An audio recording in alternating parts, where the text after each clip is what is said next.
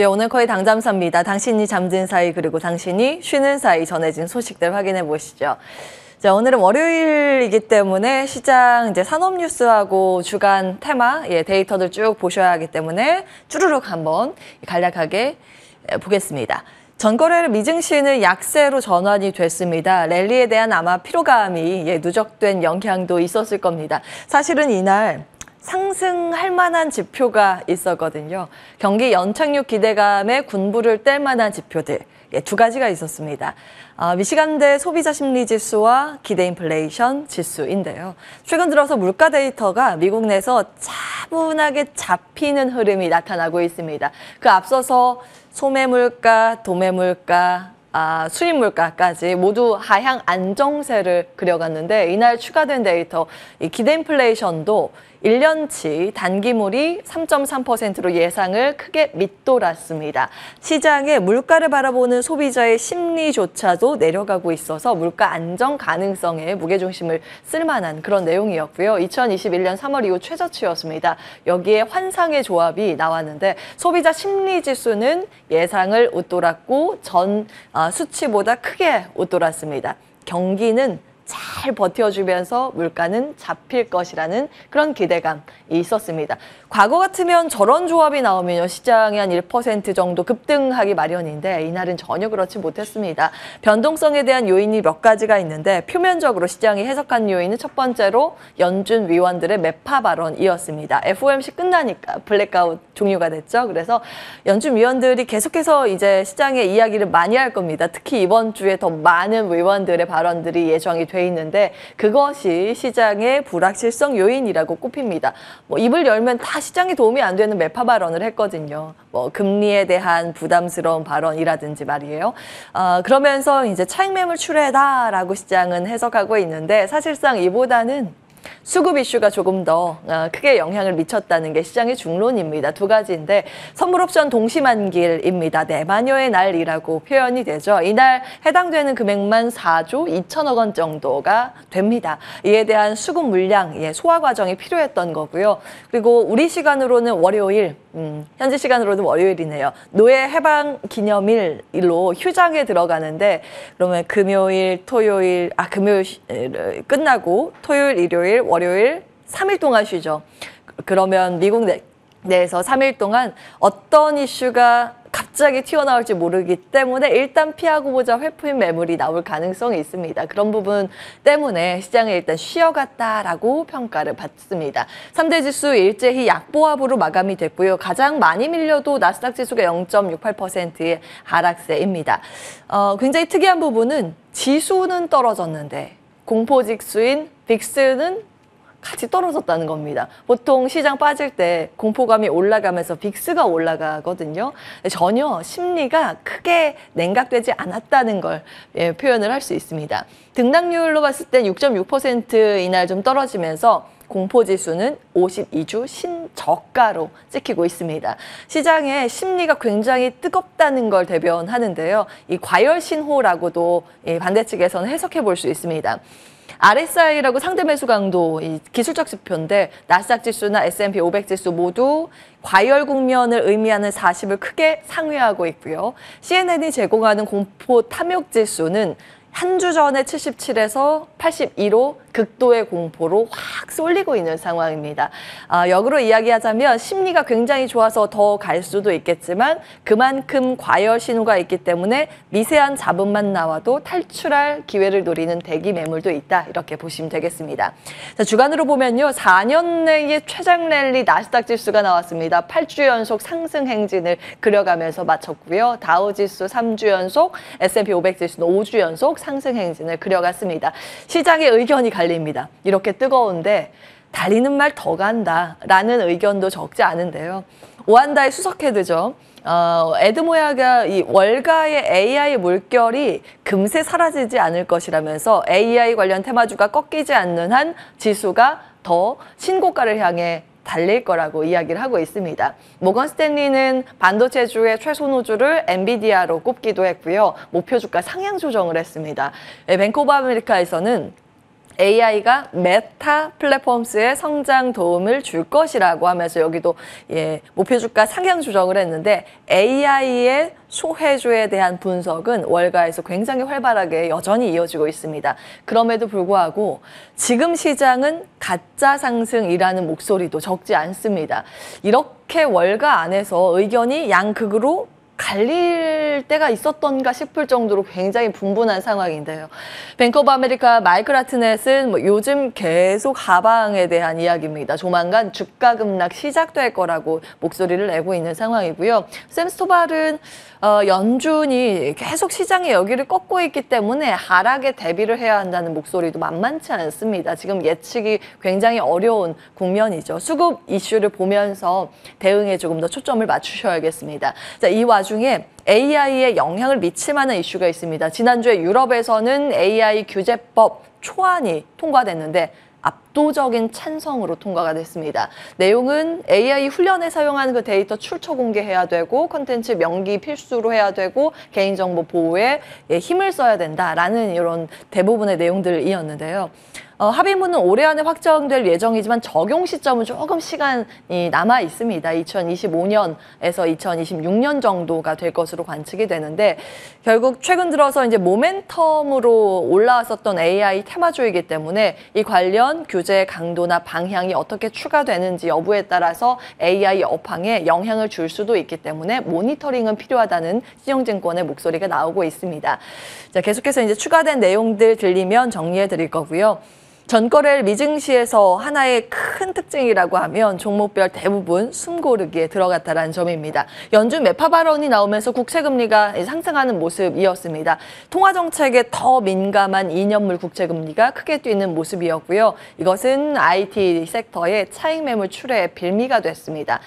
특히 마이크로소프트나 애플 같은 경우에 전거래일에 최고치를 경신했죠. 그래서 이제 쉬어가는 것도 이상하지 않은 그런 자리였는데 마이크로소프트가 1.6%의 약세였습니다. 그리고 AI 테마는 선별적인 약세가 나타났습니다. 최근래에 굉장히 시세가 단기간에 크게 나왔었던 종목 위주의 낙폭이 두드러지긴 했는데 그 와중에 일부 종목은 또 상승세를 시현하는 걸 보면 전체적으로 AI 테마가 완전히 꺾였다라고 보기는 어렵습니다. 차익 매물 출회가 일부 종목에 좀 나타났다라고 정리를 해보실 수 있겠고요. 모건 스탠리에서 반도체 탑픽을 변경했습니다. AMD에서 엔비디아로 교체하면서 종목의 희비는 엇갈렸습니다. AMD가 한 3.4%로 AI 반도체 칩 관련 기업 중에서는 낙폭이 좀 두드러진 모습이었고요. 엔비디아는 역시나 엔비디아네요. 이 와중에도 그래도 상승세는 아주 소폭이지만 지켜내면서 마무리가 됐습니다. 다만 우리 시장에 이제 영향을 주는 디램 관련 기업인 마이크론이 또 1.7%나 밀렸기 때문에 단기간 우리 시장에서도 급등했었던 반도체 관련주의 차익 매물 출회가 장 초반에 얼마나 나타나고 그것을 어떻게 잘 소화하는지 여부는 들여다보셔야겠습니다. 마이크론은 중국 이슈 때문이라고 분석을 하는데 이 회사 자체에서 중국 판매 금지로 인해서 매출 타격이 클 것으로 우려된다라는 코멘트를 했습니다. 중국 제재 한 달 만에 그러면서도 투자 계획을 또 발표하기도 했는데 적지 않은 규모의 투자 계획이었습니다. 사실 이런 중국 이슈로 인해서 마이크론이 피해를 본다라는 건 우리나라 입장에서 특히 이제 삼성전자나 SK 하이닉스 관점에서는 반사수혜 기대감으로도 해석하는 목소리가 많긴 하지만 전체적으로 반도체 주의 차익 매물 출회로 수급의 연속성이나 확산으로 연결될 때는 악영향을 받기 때문에 그 점은 좀 주의해야 된다는 목소리도 일부 있습니다. 마이크론이랑 요즘 반도체 장비주 미국 내에서는 궤를 좀 같이 하는 모습입니다. 그래서 이날 거의 비슷한 낙폭으로 약세 흐름을 보였는데 인텔만 홀로 1.5% 정도 올랐습니다. 전반적으로 종목들 섹터별로 보셔도요. 전체 sek터 안에서 대표주들이 다 같이 손잡고 내려가는 그런 부분은 적게 포착이 됐습니다. 그래서 일부 내마녀의 날 수급 고임으로 단기적으로 흔들렸을 가능성도 배제할 수 없기 때문에 그런 점은 꼭 기억을 해보셔야겠고요. 테슬라 정말 이제 주도주로 화려하게 복귀하는 모양새입니다. 연초 대비했을 때 100% 이상의 급등세를 이어가는 모습인데요. 요즘 테슬라의 상승 모멘텀이라고 하면 크게 세 가지죠. 픽업 트럭 출시에 대한 기대감, 그리고 충전소, 그리고 또 하나가 자율주행입니다. 그 가운데 충전소 관련 기업들의 시세가 우리나라에서도 좀 강하게 연출이 됐는데 이날 테슬라는 올랐지만 충전업체는 미 증시에선 좀 떨어졌습니다. 그래서 우리 시장에 어떻게 영향을 받을지는 좀 보셔야 되는데요. 국내 전기차 충전주라고 이제 대표적으로 해석되는 종목들인데 연초 대비했을 때 등락률이 두 자릿수를 많이 기록을 하고 있습니다. 수급 상황 계속 좀 들여다보셔야겠고 버진 갤럭틱은 전 거래일에 이 이슈 체크해드렸습니다. 상업용 우주 여행 준비 완료 소식에 이날 강세를 시연했고요. 로봇 이슈가 미 증시 내에서도 계속 주목이 됩니다. 잠시 후에 보겠지만 의료용 로봇 쪽에서 신고가 계속 나오죠. 이날은 로봇 청소기 대표 기업인데 아이로봇이 20% 이상 급등세를 시연했습니다. 아마존에서 인수하려고 계속 추진을 하고 있는데 영국에서 드디어 M&A 승인 소식이 떨어지자 주가의 탄력을 더해받는 모멘텀으로 작용을 했습니다. 다만 아마존은 이날 IT 밀리면서 같이 밀리기는 했습니다. 로봇은 우리나라 일정 가운데 오늘도 좀 볼만한 부분이 있어서 잠시 후에 보도록 하고요. 수술 수요 증가에 대한 부분으로 인해서 비용 지출을 해야 하는 피해주들의 약세, 그리고 수요 증가로 인해서 실적 개선 기대를 안을 수 있는 의료시설 장비 쪽은 상승세, 이 흐름이 다시 반복이 됐습니다. 특히 인투이티브 서지컬 의료용 로봇 쪽이 계속 신고가 행진을 보이고 있는 상황이거든요. 우리나라 관련해서 볼만한 관련주, 의료기기 섹터, 의료, AI, 로봇입니다. 이 키워드 기억을 해보시면 되겠고요. 최근 들어서 근데 미용 관련 의료기기가 연속 급등 행진을 하면서 과열주의의 목소리도 나오고 있습니다. 이 점은 감안해서 보셔야겠죠. 자, 자리에 옮겨서 국내 마감 상황도 정리를 해보겠습니다. 전거래일에 굉장히 강한 상승세가 시장을 나타냈는데 코스닥 지수가 1% 넘는 강세였고요. 특히 중화권 증시의 강세가 두드러졌습니다. 상하이, 홍콩, 심천 종합주가지수 모두 1% 안팎의 강세 흐름을 보였는데 우리 시장에 영향을 미쳤던 이슈 가운데 하나가 중국 이슈라고 언급이 됩니다. 중국 상무부 쪽에서 그 대규모 부양책에 대해서 준비하고 있고 논의를 하고 있다라는 뉘앙스를 발표를 했죠. 물론 이제 장 마치고 나서 발표를 했지만 시장은 그런 대규모 경기 부양책에 대한 기대감을 안아가는 모습이 역력하게 드러났습니다. 다만 전거래일에 미증시가 하락하면서 유렉스 선물이 한 0.2%가량 밀렸기 때문에 오늘 우리 시장 출발단에서는 약세 출발 예상이 되고 있습니다. 그러나 이 최근 들어서 연속 강세 행진을 보이고 있는 섹터가 무엇인가는 계속 체크를 해보셔야겠죠. 그래서 종목별 등락률 가지고 왔고요. 항공, 여행 수요와 환율 효과에 대해서 지속적으로 체크해드리고 있습니다. 그리고 최근 들어서 시장 지수를 견인하는 주도주 가운데 숨겨진 주도주가 건설기계 등의 중후장대 섹터죠. 지속적으로 이제 말씀을 드렸던 부분이고요. 대규모 경기 부양책, 중국에 대한 이슈가 더해지면서 추가 상승을 하고 있습니다. 원래는 미국 인프라 기대감이었죠. 여기에 조선은 이제 곧 발표가 될 텐데 카타르 쪽의 2차 발주 수주 기대감 연일 나오면서 여기에서도 52주 신고가가 속출하고 있습니다. 우크라이나 재건 테마는 테마성 움직임인데 이런 쪽은 시세가 한 번부터 굉장히 강하죠. 근데 반대로 시장의 다른 주도주의 매기가 쏠릴 때 이 수급이 빼앗기면서 또 큰 폭의 약세를 시연한 과거의 흐름도 있기 때문에 그 점은 참고해 보셔야겠고요. 이날은 마이크로소프트가 신고가를 달린 영향으로 국내에서 AI 테마주들 소프트웨어, 반도체 관련해서 두루두루 강한 흐름을 보였습니다. 특징주인데요. 눈에 띄어서 따로 가지고 왔습니다. SK바이오팜 전거래일에 16%나 급등을 했는데 뇌전증 신약 캐나다 시판 허가 소식이 하나의 재료가 됐습니다.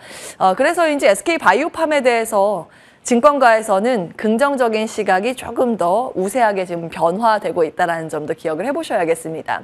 이제 고민입니다. 신고가 영역 속에 움직이는 이런 종목들 달리는 말이 더 갈까요? 아니면 차익 매물 출회가 나오게 될까요? 이번 주에 굉장히 중요하다고 전문가들은 입을 모으고 있는데요. 종목들 쭉 정리를 해보셔야겠습니다. 조선 쪽과 기계 쪽 그리고 반도체 쪽의 신고가 영역의 종목들이 굉장히 많은 상황입니다. 이슈들은 다 알고 계실 것 같고요. 이들 종목 위주로 더 달리는 말은 사실 시세가 굉장히 강하게 붙을 수 있기 때문에 지속해서 흐름들 체크를 해보시라고 종목들 쭉 가지고 왔습니다. 자, 반도체와 조선에 대해서는 사실 명확하죠. 턴어라운드에 대한 기대감입니다. 반도체가 정말 올해까지는 좋지 않을 거라고 이야기가 되는데 내년에 가장 빛나는 수익을 회복할 거라고 이야기를 하고 있고 조선이 그 다음 두 번째로 많이 이제 회복할 것이라고 기대가 되는 그런 섹터입니다. 지속적으로 사실은 조선 관련 신조성과의 상승세나 그 이슈에 대해서 짚어드렸는데요. 오늘은 업데이트 요거 하나만 하겠습니다. 조선주가 수주 시점에서 기자재사의 수주와 납품 시차가 존재합니다. 그래서 보통은 조선소가 먼저 움직이고 그것을 수급을 받아가서 시차를 두고 조선 기자재 쪽이 반응을 보이는데요. 이 과거의 흐름을 봤을 땐 시차가 이렇게 됩니다. 보통 기자재 업체의 수주는 조선소 이후에 6개월에서 한 1년 정도 텀을 두고 수주를 받게 되고요. 조선소의 납품을 하는 기간은 1년 9개월 정도가 이제 평균치로 잡힙니다. 그렇기 때문에 추가적으로 수주 소식이 들리는지 여부를 이 타임테이블 놓고 보셔야겠고요. 이 납품하는 시기가 또 그 이후이기 때문에 그때 다시 한번 시장에서는 많이 거론이 될 수 있습니다. 그런 부분들을 참고해 보시기 바라겠습니다. 기자재사까지 종목들 쭉 정리가 되어 있기 때문에 한번 보시기 바라겠습니다. 자, 주간 테마 캘린더입니다. 이번 주 일정이 굉장히 많습니다. 이제 괄호 안에 뭐 어떤 섹터에 영향을 미칠 만한 이슈인지 쭉 정리가 돼 있기 때문에 괄호 안을 좀 중심으로 보시면 될 것 같고요. AI나 엔터 이슈가 이번 주 좀 많이 포진이 돼 있고 로봇 이슈도 좀 있습니다. 자동차나 재건 테마 이슈도 좀 있는 편이고요. 목요일과 금요일에는 이제 중국, 홍콩, 대만 휴장이 있기 때문에 그 점 좀 감안해서 보셔야겠습니다.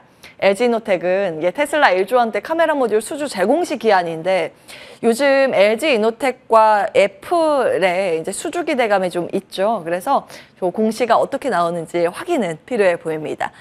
자, 주간 관심 테마 월요일마다 체크해드리고 있습니다. 삼성증권에서 뽑고 있는 세 가지는 AI 반도체, 배터리, 그리고 MR 기기, 헤드셋 쪽이죠. 그리고 아이폰 15가 시험 생산 시작을 이제 초읽기에 들어가고 있다는 상황입니다. 이달 말에 양산에 돌입한다고 하기 때문에 폰 관련 부품주가 다시 한번 이제 주목을 받을 수 있을지 여부도 하나의 관전 포인트가 될 것 같습니다.